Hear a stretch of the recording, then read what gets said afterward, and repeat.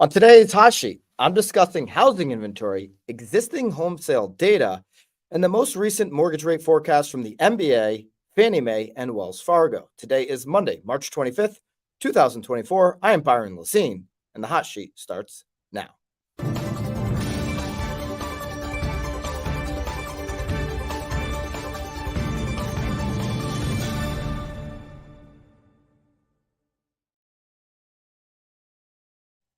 Welcome into the Hot Sheet. Let me know in the live chat which market you are tuning in from. As you might be able to tell, I'm tuning in from Dallas, Texas today. Rainy Dallas. I'm here in the Tom Ferry headquarters, borrowing his podcast studio for the moment so I can bring you this Hot Sheet as we do every single Monday through Thursday, 9:30 on the East, 6:30 on the West, and here in Dallas time, 8:30 a.m. It's a pleasure to be with all of you. Hope you guys had a great weekend. We've got a lot to cover this week, and let's jump right into what we typically do on a Monday. If you're new to the Hot Sheet, we cover inventory on Monday. We look at the Altos research, Housing Wire research, and we dissect what's going on with inventory. Are we getting any more? Are we heading in the right direction?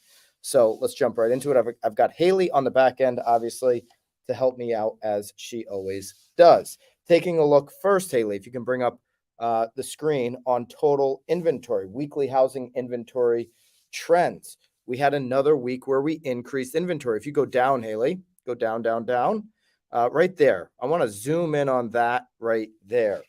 Weekly inventory changes from March 15th to the 22nd. We had an increase of 507,000 total active inventory to 512,000 plus, 512,759. Okay. Same week last year, we saw a decrease. This is a similar trend. As we were getting into the spring market last year, we were decreasing, which makes sense. You've got the most buyers and most urgency to buy during these months. So we went from 414,000, basically 415 last year during the same week, down to 413, basically 414. We basically chipped off 1,000 on the active inventory total. Now we're about 100,000 more homes actively on the market this year across the U.S. than this time last year. And we're seeing week over week increases, which is very interesting. 2015 active inventory stood at 985,000. And Haley, if you take your cursor all the way to the left, as I typically do here, I'm going to all the way to the left, all the way left, right there. You see in 2019, which what I would consider a more normal market, see 828,000 plus. So still quite a ways from there, over 300,000 short of 2019 pre-pandemic levels on active inventory. Haley, moving down, let's take a look at new listing data. New listing can be one of the biggest drivers, and we want to stay healthily, if that's a word. We want to stay above 2022 ideally. Now, we did have a drop this week, really only the second time this year that we saw a week over week drop in comparison to 2024 same week versus 2022. I'm kind of ignoring 2023, as you can tell, that more red line, maroon would be this year, and pink would be 2022. I'm kind of ignoring 2023 because it was such an anomaly for new listing during the heart of the active inventory listing Cold War, the lock-in, as Lance Lambert and many others have coined it. It's not a good data point for us when we look at new listings last year, because we set all-time records for the least amount of new listings. But when we look at this year, we want to be above 2022. Can we start to get back to what a normal market would look like in terms of new listings? For the same week in 2022 that we just experienced, we had almost 62,000 new listings. This week, we were just over 60,328 to be exact. You can see that on the chart. Obviously, all of these charts that I'm sharing with you, you can download inside of BAMX. We'll put all those up here today. Now, going down to price cut percentages here in this week, we saw a price cut of 31.4%. Each year, approximately, Logan Motoshami, Logan would not be happy if I confused him with Lance. They have their Twitter X little friendly rivalry, of course. No, they both appreciate and respect each other. But Logan says that each year approximately 1/3 of homes undergo price adjustments before being sold. Okay, so that's rule of thumb.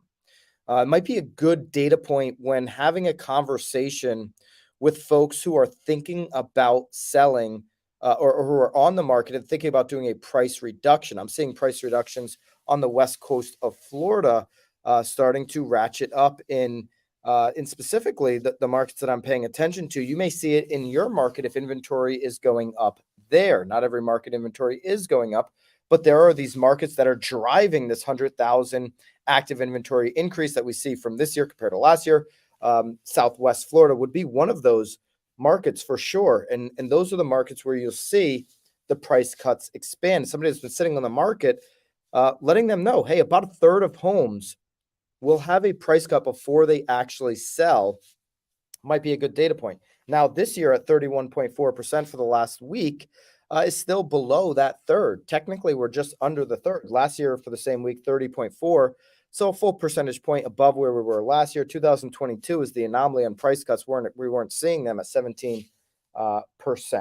Okay, there's your data update on active inventory here for the last week. We are heading in the right direction. We're still well off anywhere in relation to 2019 normal market. And if you look at back in the great financial crisis, we were seeing, upwards of almost 10x, new listings coming onto the market. It was absurd how many more listings were coming onto the market. 10x is a little bit of an exaggeration, but you get the picture. We were in the 300,000 to 400,000s. We're in the 60,000s now. So completely different story there.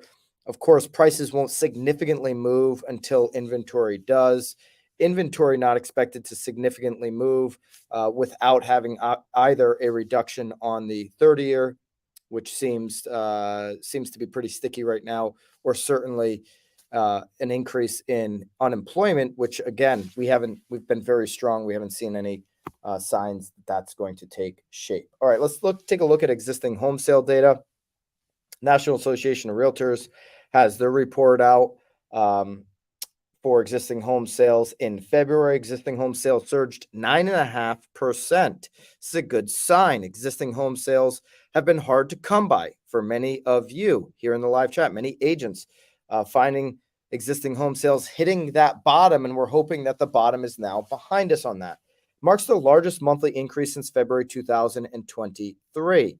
So February makes sense for us to see the bounce off the bottom, with the median sale price rising by 5.7%. Of course, the prices continue to go up with this inventory-starved environment. Existing home sales experienced a significant uptick of 9.5% in February. This is reaching a seasonally adjusted annual rate of 4.38 million. Remember, in the end of quarter four last year, we were down in like the 3.8 seasonally adjusted on existing home sales. So this is almost 500,000 increase right now with where we're trending at the moment.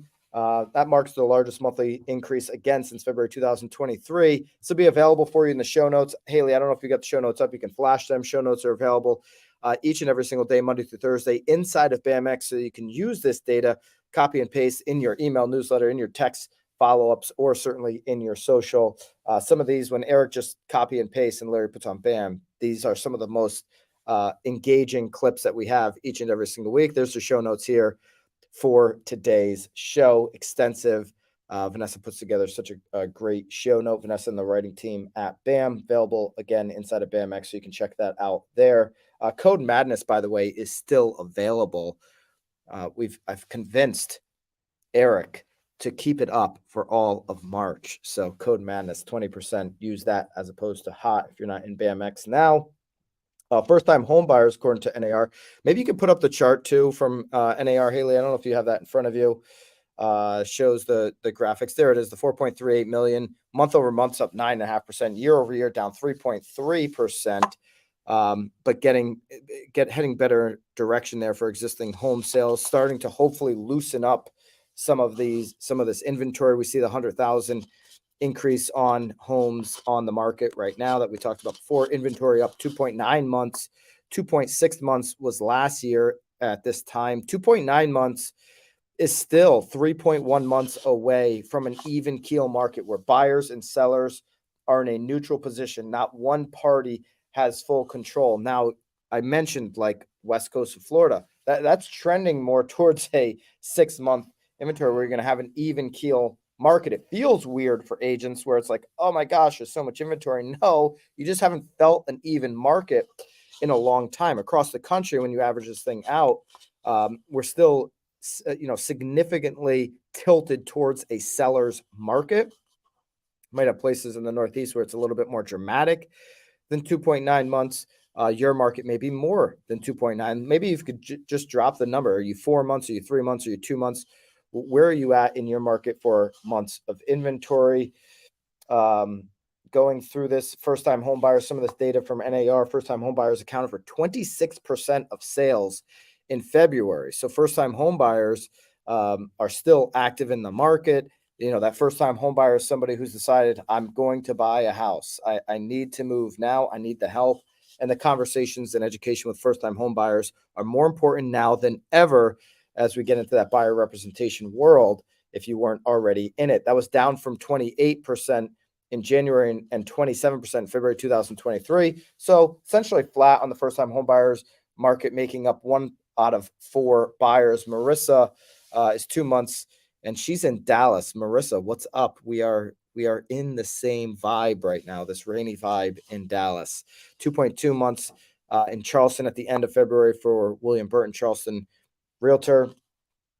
Going through some more of this, the median existing home price for all housing types reached $384,500 in February. That reflected a 5.7 increase from the prior year.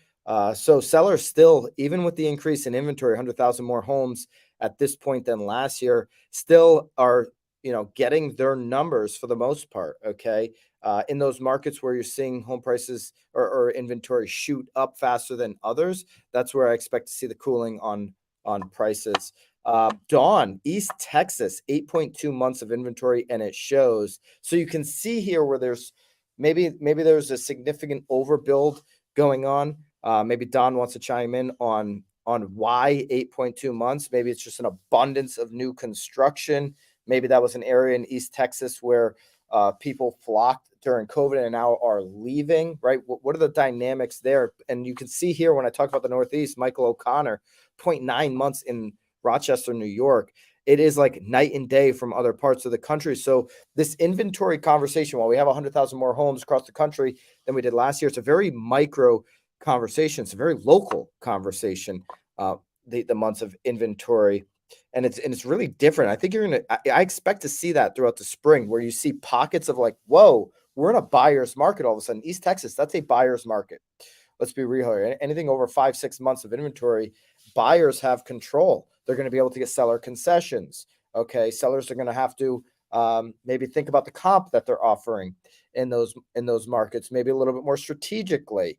I'm not suggesting that they should. I'm just pointing that out, that may be an option for them to consider to make sure that they can get their home to sell first based off all of the competition. That's basically what it comes down to for these sellers. Like, what's the competition landscape? Who am I competing with to sell my home? Sacramento, 1.3 months. So totally opposite end of the spectrum. But what's the competition doing? How do I position my home to be the first one to sell, to get the top dollar, right? That's where it comes down to. Are you listing with somebody who's just entry, or are you listing with somebody who has a plan to maximize traffic, to maximize the marketing potential, and position your property where you don't leave money on the table, of course, but you get that maximum price in the beginning of the listing process? Mortgage rates, we'll talk about those in a little bit. Don't need to cover that. I'll get into the mortgage rate forecast in just a second here, Haley. They had a little bit of information on that here on NAR, but that's going to be lagging data. We'll get into some real-time data here in just a second, and some projections as well. Existing home sales in the West skyrocketed by 16.4% from the previous month. So, like Sacramento, you see 1.3 months. King County, Seattle, I see Laura popping into the chat at 1.25 months. No surprise when you saw that existing home sales in the West region skyrocketed 16.4% from the previous month. Annual rate of 850,000 units, despite a slight decline of 1.2% compared to the previous year. But really robust increase there. Median price in the West reached $593,000, up 9.1% from February 2023. So huge rebound from the West, where last year the West kind of got hit on some of that interest rate increase. West has come back in a big way. Home sales in the Northeast remain consistent with January, but down 7.7% compared to February 2023. Why are existing home sales down in the Northeast? Well, you saw 0.9 months of inventory in Rochester, New York. There's just not options and opportunities for many of the buyers in terms of the inventory. The median price in the Northeast, $420,600. That's up 11.5% from 1 year ago. So up even more from the West. Why? Because there's no inventory. It's driving a double-digit price increase. Midwest witnessed a sales increase of 8.4%. Total sales from the previous month. Median price rose $277,000, up 6.8% from February. And then the South only saw a 4.1% increase on price as inventory starts to build up, but sales did surge 9.8% from January. So sales are up. Lawrence Yoon from NAR, additional housing supplies helping satisfy market demand. Housing demand has been on a steady rise due to population job growth, though the actual timing of purchases will be determined by prevailing mortgage rates and wider inventory choices. Way to go, Lawrence. All right, let's get into some mortgage rate forecasts here. I love this. Resi Club, Lance put this together for us. Love to see the differences in, and maybe, Haley, if you just want to pop up the BAMX show notes. Okay, show notes will be available in BAMX, of course. If you want to just go to forecasted mortgage rates by 2025, you want to pop that up. Or you can go, let me see here. Is there anything dynamic in the Lance? You could go to the Lance piece too if you wanted to. Either one. Table in the Lance piece, Haley. Whatever you have up first.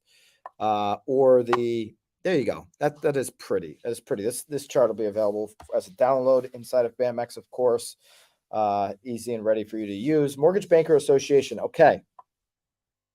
These are the new updated projections from all. So this quarter that we're about to enter in a week, when we meet on Monday here for the hot sheet, we're going to be into April. We're going to be to quarter two. Mortgage Banker Association has 6.6%. Fannie Mae has 6.7%. Wells Fargo has 6.7%. So we're still in the high sixes based on these projections. Okay, that's where we sit today, by the way, in the high sixes. We're back under 7, thankfully. Okay, quarter three down to 6.3 for MBA. Fannie Mae, though, and Wells Fargo still in the mid sixes, 6.6 and 6.5, respectively. Quarter four, now Mortgage Banker Association gets us down to 6.1 in quarter four. During the election quarter, Fannie Mae's got us at 6.4 and Wells Fargo at 6.2.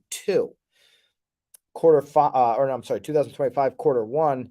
This is the first time you see a 5 handle on any of these projections. Remember, everybody kept talking about the year of the fives. This 5 handle for 2024. You don't see Mortgage Banker Association, Fannie Mae, Wells Fargo, any of them with a projection with a 5 in front of it here this year. You do see Mortgage Banker Association quarter one of 2025 getting to 5.9 Walmart style pricing. That's 6%. Fannie Mae at 6.3, Wells Fargo at 6%. Quarter two is where you see 5.8 for MBA. Still Fannie Mae above 6 at 6.2, Wells Fargo at 5.9. Quarter 325, MBA at 5.7, Fannie Mae at 6.1, Wells Fargo 5.8. Quarter four 2025, 5.5 for MBA. Fannie Mae's still at 6, and Wells Fargo at 5.8. If we're rooting for anybody to be closer to right than the others, it would be Mortgage Banker Association. All right, Haley, if you want to pop up, I don't know if you have it in front of you. If not, I can just read it off. We've got the U.S. 10-year Treasury at 4.32 coming in today. That is a little bit up off of where we were early in the morning before international trading. There you go. So if you go to the 1 day, it'll show that there's a little bit of a slight increase happening there. No, they just go up, Haley. Click 1D, but yep, there you go. A little bit of an increase here at 4.239. We're over that 4.250 number. And then if you'd like to switch over to Mortgage News Daily, you can. Haley, 30-year fixed mortgage rates ended the week last week on Friday's read at 6.91. Thursday's read was 6.96. There you see it in front of you if you are watching on the YouTube channel. By the way, if you're watching the YouTube channel, hit the thumbs up. And if you haven't yet subscribed and you're watching the hot sheet, please do me a favor and just please just hit that little subscribe button. It's right down there. Hit the bell. It's no problemo. If you're appreciating this show, it would mean a lot to us if you could consider subscribing to the show, to the channel.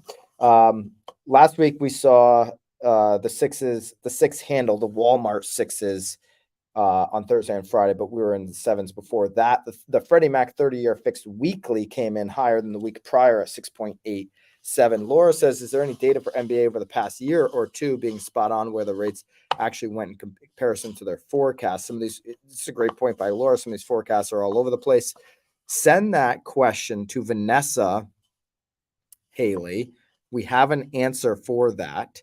The answer is not on the top of my tongue right now or the top of my head, but we will cover that, Laura. So that's a great question. Haley, send that question to Vanessa and we will pull the data. Maybe we'll even put it into a BAM article, but I will certainly cover that here on an upcoming hot sheet. That is your hot sheet for today. Appreciate all of you guys. For the rest of the week, we've got code MADNESS, 20% off of your BAMX subscription. If you're not in BAMX yet, you want to do it very soon. For all of the OGs, the originals, I'm not even really supposed to be talking about this yet because we haven't made any public announcements, but for all the OGs originals, there's going to be a huge surprise coming in the next couple of weeks. So you want to be in BAMX now, as opposed to, well, I've been thinking about it. Don't think too long. The OGs are going to be very thankful that they pulled the trigger on BAMX now. And we've got some huge news, some huge opportunities for all of you BAMX members. Use code MADNESS to get 20% off right now. I would encourage you to do the annual. It's a bonkers deal. All right. That's it for this hot sheet. Hope you guys are all doing well. We'll be back here tomorrow with another hot sheet, 9:30 in the East, 6:30 in the West. You know the deal. In between, like where I am today in Dallas, 8:30. I will see you guys soon. Until then, toodaloo.